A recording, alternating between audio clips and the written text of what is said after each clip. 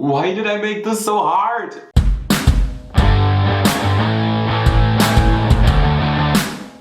Welcome to Music Monday, everybody. My name is Benjamin, it is Monday, and today we're gonna be taking a look at the 30 best albums of 2021. Finally, this is the list that y'all have been asking for. This is the list that I've been waiting to do. It's the coolest list of the entirety of list month, list week, year-end list season, and I'm so excited to finally bring you my 30 best albums of the year. And I'm gonna let you in on a little secret. 30 albums is a lot, and I could talk about these albums for hours on end, and honestly, nobody would watch that, so what I did is I gave myself a little challenge. For the first 20 albums of this list, I'm only gonna be talking about them for 20 seconds each, which is not a lot of time to talk about a masterpiece, piece of musical art that I love, but I'm gonna try my best. You're gonna see a little counter right there, and it's gonna tell you whether I manage my challenge or not. With that out of the way, there's one more thing you should know. I have quite a lot of honorable mentions, albums that didn't quite make my list but were really good that I would like to give an honorable mention to. You're gonna see those right at the end of the video, so make sure to stick around for those. And with that out of the way, let's start the list. But on my tombstone when I go, just put death by rock and roll. I wanna go with a shotgun blast. Number 30 goes to Death by Rock and Roll by the Pretty Reckless. We have some awesome guitar work on here, we have outstanding vocal performance, we have a great mixture between rock and roll bangers and more emotional stuff. Tom Morello does the Tom Morello thing on one of the best songs of the year. We have great emotional songs as The Closer, for example, Rock and Roll Heaven, and yeah, just a really good album in general. And lately I've been wishing that the fire in the kitchen would grow higher. I've been waiting for at least 4 days. The self-titled album by With Confidence is a boy bandy approach to pop punk. It doesn't necessarily go very deep on the lyrical side of things for the most part. When it does, it gets super emotional. But for the most part, it's fun sing-alongs. It's stuff that you can sing in the shower with your friends. It's a fun album in general. And yeah, I found myself really enjoying it. You should definitely check out Paper City and Bring me out, bring me out. Let me feeling down, somebody rude to me. Don't You Feel Amazing is genre bending, done in all the right ways. Trashboat said that they want to go for a more approachable sound for a more broad audience. They definitely managed that while also keeping the edge that they had in their previous work. Alpha Omega has one of the funniest choruses of the year, and the lyrics in general are really good on this thing. Is this what you want? Is this what you need? Rip the flesh from the bone of the hand that fades. This is the first, but definitely not the last, metalcore album you're gonna see on this list. It was a great year for metalcore, and Wage War were right at the front of that. They made sure to bring back some heaviness with songs like Death Roll or High Horse, but they also have emotional stuff. They innovated themselves on the title track, Manic, and yeah, between all the headbanging, you're gonna find some true emotion on this album.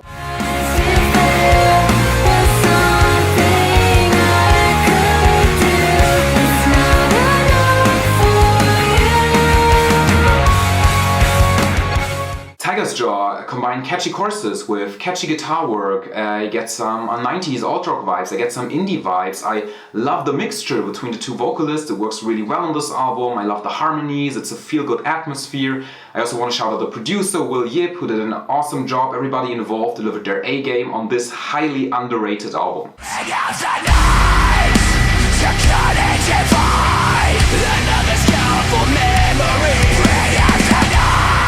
It's rare for a band to say, we're gonna go back to our earlier sound and then actually doing that, but holy hell did Bullet for My Valentine deliver on their self-titled album. They went even further than just back to their old sound. They went heavier than ever before. They scrapped the weird vocal effects on Matt Tuck's voice, and they also kept some of the interesting ideas they had in their 2018 album Gravity, and combined all of that into their best album since 2008. Are the good days, but they stay with me always, heading me the worst way possible. Remember when we were unstoppable. This is pop punk with breakdowns. It's the perfect mixture of catchy and heavy. It works very well on this album. It's also a very unexpected album. You have weird song structures that work. You have unexpected breakdowns, unexpected saxophone solos mixed into one that all shouldn't work, but it somehow does. I've been living in darkness all my life, beaten, broken, brutalized. Tell me how do I make it out alive? Wash away The songwriting on Baptize is superb. It reminds me of the rap and pop trend where everybody tries to make shorter songs, but it works so well for a trio. Great feature performances, great performance by Brandon Saller, he absolutely crushes it. It's the first time that he took over all vocal duties for a trio, but he does it so well and transitions seamlessly between brutal screams and beautiful vocals.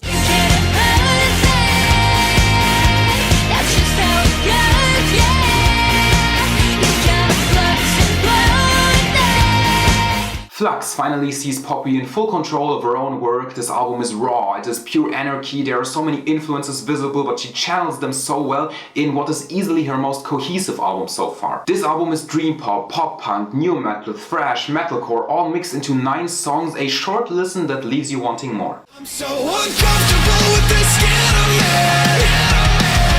The mirror's telling me that I'll never win.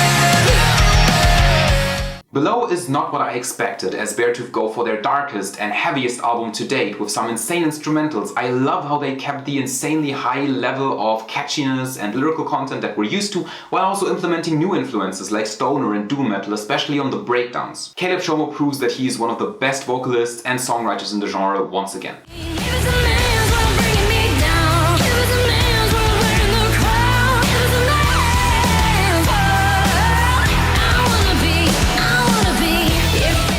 Created from Filth and Dust is a resurrection for Lilith Xar in more than one way. It is full of power that is basically unrivaled in 2021. It is liberating, feminist, it is emotional, it is raw, it is all the things that you want in a hard rock album, and it shuts the mouth of every idiot who still thinks that women don't belong in rock.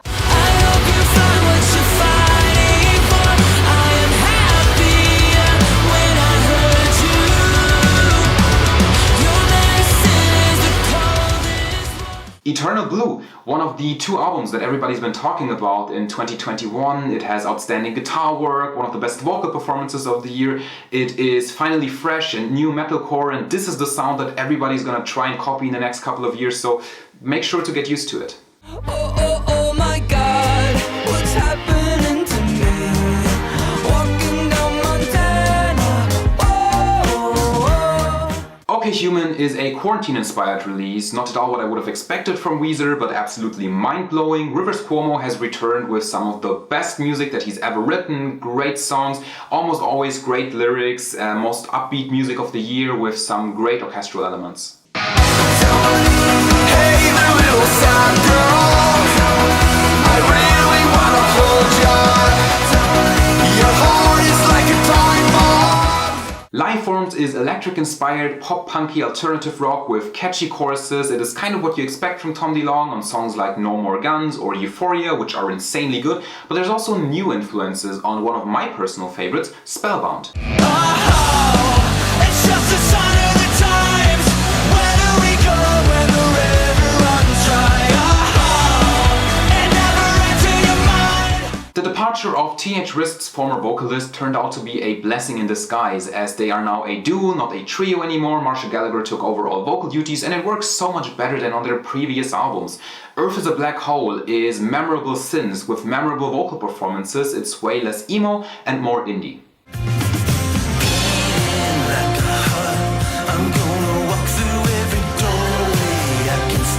I Don't Live Here Anymore is very reminiscent of their 2017 Grammy Award winning album A Deeper Understanding. It basically picks up right where that album left off with an outstanding vocal performance, obviously the guitars that are beautiful and draw you into a very unique experience, a great production, great album overall.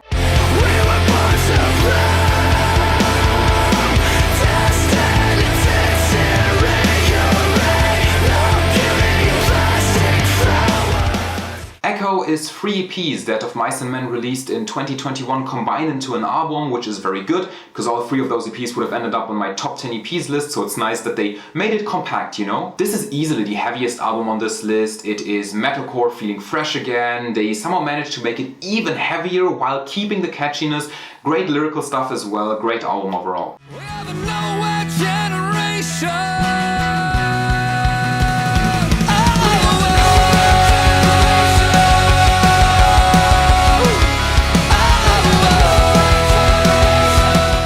I guess that the last couple of years in American politics really gave rise against something to write about again, something to be angry about again, and it really shows on this 2021 album Nowhere Generation. This is their best performance since Endgame in 2011. This is energetic punk rock with catchy choruses, great vocals by Tim, and underrated guitar work by Zach Blair. Arise, home of freight nerds, as the market bell sounds, duly wrapped in 20 suits. Illusory Waltz is definitely the weirdest album on this list. It starts with the song titles, the weird song structure. At the end you have 2 songs that are over 15 minutes long. But this album finds the beauty in weirdness. This is not an album where you can just listen to 1 or 2 singles and be satisfied. This is a truly immersive experience and you just need to sit through the entire album to get it. But I did it and I absolutely love it. Crawling through the feast of fire, burning, sinking down, keep sinking down. In the Court of the Dragon comes just a year after its predecessor What the Dead Men Say from 2020, and you could expect them, with that short of a production time, to lose a little bit of quality, but it's quite the opposite actually. They managed to be even better than on their last album. This album is consistent in sound and tone throughout the entire album with great performances by everybody.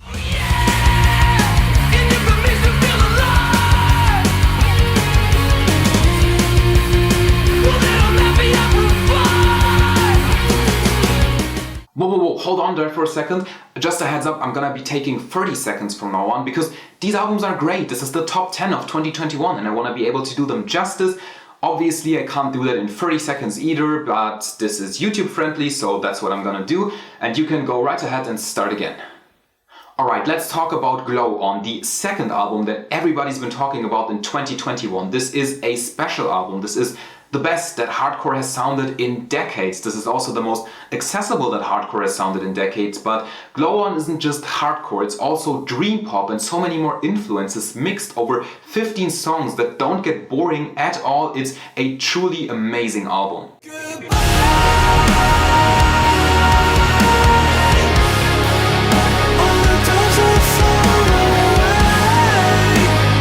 For those that wish to exist sees Architects poking at more mainstream music, more accessible music, and they absolutely managed that with great hard rock choruses inspired by Linkin Park at some point, but also with some great lyrics. Black Lungs is one of my favorites of the year and that draws throughout the entirety of this album. There's also outstanding guest performances, but they also didn't lose the heaviness. Impermanence is great, Giving Blood, Discourse is Dead, some of the heaviest songs, and then I also need to point out the closer. Dying is absolutely safe because not only metal and rock fans should hear this song, it's a great 5-minute orchestral piece that everybody should hear. This is how the world ends. This is how they suck you in. Manipulate the broken. I honestly expected this album to be my #1 album of the year because that's exactly what Bad Flower managed to do with their 2019 debut album OK I'm Sick. I still love this album and they have some of the same heights here with Machine Gun, Tattered or My Funeral and obviously Family, my second favorite song of the year. But the heights aren't as consistent as they were in their last album, which is why it's not my #1 spot. It's still a great sophomore album with great drumming and outstanding vocal performance by Josh, and yeah, it's just a really good album in general, and Bad Flower proved once again that they are a force to be reckoned with. Oh my God, learn me to relinquish and start to distinguish my past and my time. Manchester Orchestra shoot for the stars with this cinematic album The Million Masks of God. This is Andy Hull as good as he has ever sounded. This is beautiful lyrically, it is also beautiful instrumentally, generally just a beautiful album that's so much more than just a good indie or prog rock album. The instrumentals here are loud when they need to be, larger than life. They are also subtle and minimalistic when they need to be. This entire album is beautifully crafted from start to finish and emotional, raw. It's greatly produced and it's an album that's gonna move you.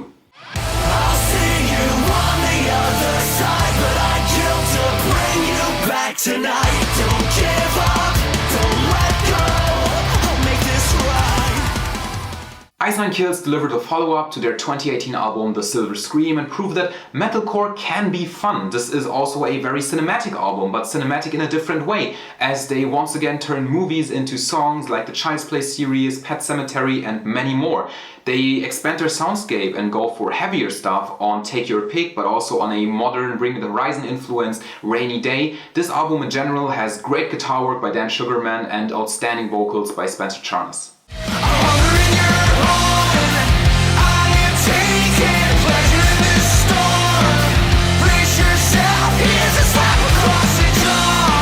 The Myth of the Happily Ever After was originally just supposed to be a B-side album for their 2020 album, but with COVID hitting, they decided to write new material and by accident created my favorite Biffy Clyro album ever. I love how this album starts out in a cynical and depressed way on Dum Dum, but then at the end becomes one thing, and that's triumphant. Hara Urara is a great song that basically encapsulates the entire album, and then you have the closer, Slurpy Slurpy Sleep Sleep, an electric-inspired call for unity in humanity. This album has everything. It has catchy, soft and heavy stuff. It's basically everything you want in a Biffy Clyro album and more. Don't pretend to love me when you're falling alone.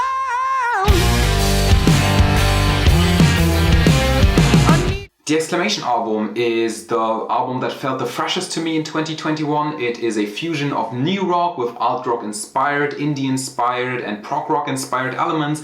It is a celebration, it's also a farewell, it's many things at once, it goes against genre expectations and it does everything so well. There's a great vocal performance here, there is great instrumentation that of course can be acoustic but also heavily distorted. Some of the catchiest songs of the year. The entire album flows very well from start to finish. The interludes don't hurt the album, elevate them. I really love it.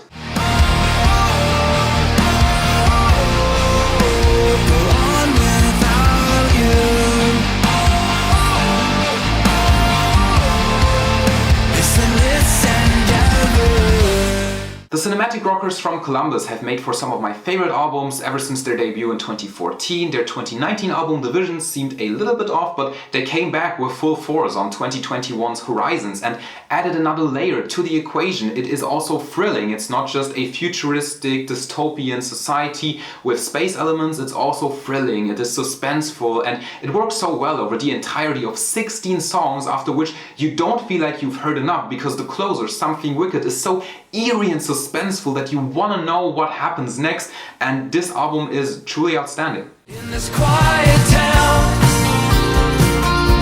they know how to live. Good people who lean on Jesus, they're quick to forgive. Pressure Machine was a surprise, but it was a welcome one, as we've only seen their last album in 2020 and I didn't expect to hear a new Killers album that soon, but we did, and it's great. It's small-town America nostalgia, detailing the life of the people in the areas where Brandon Flowers grew up in. It is emotional, it is vulnerable in the lyrical side of things, it is hauntingly beautiful with orchestral elements, great guitar work, great guitar solos. The entirety is just very well crafted and produced. You have those song elements that work very well with the interview elements that are in front of the songs, and yeah, it's just an immersive experience that really gets you in a certain type of mood. Don't go anywhere, because before I reveal my number one pick, here are some albums that are amazing but unfortunately didn't make my list, so they are now honorable mentions. I'm shaking off the rust.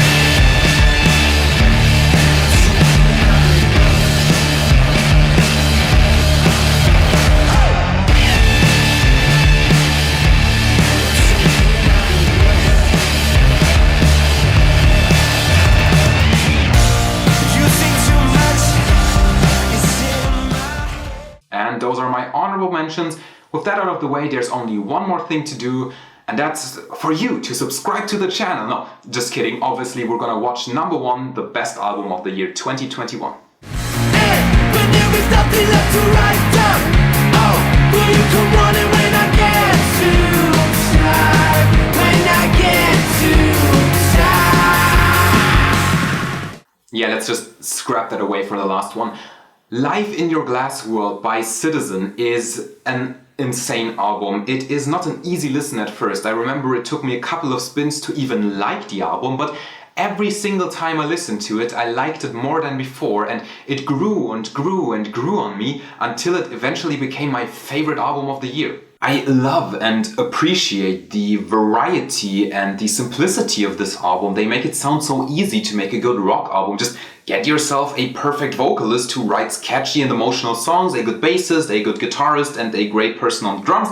And then you have a good album, just make a record, do it, but somehow nobody does it better than Citizen on Life in Your Glass World. The album starts out with an energy booster, Death Dance approximately, and then goes into I Want to Kill You, which is also very energetic. And then in the middle of the album, we go into some of the catchiest choruses of the year on Pedestal and Call Your Bluff, when at the end of the album, we go into the very emotional stuff on Winter Buds and Thin Air and the almost tear-inducing closer, Edge of the World, with the great lyrical content and the last line of the entire album that's gonna haunt you. I hope you find yourself. And this entire album is lyrically very well done. It's greatly produced, great work by everybody involved, and definitely my album of the year 2021.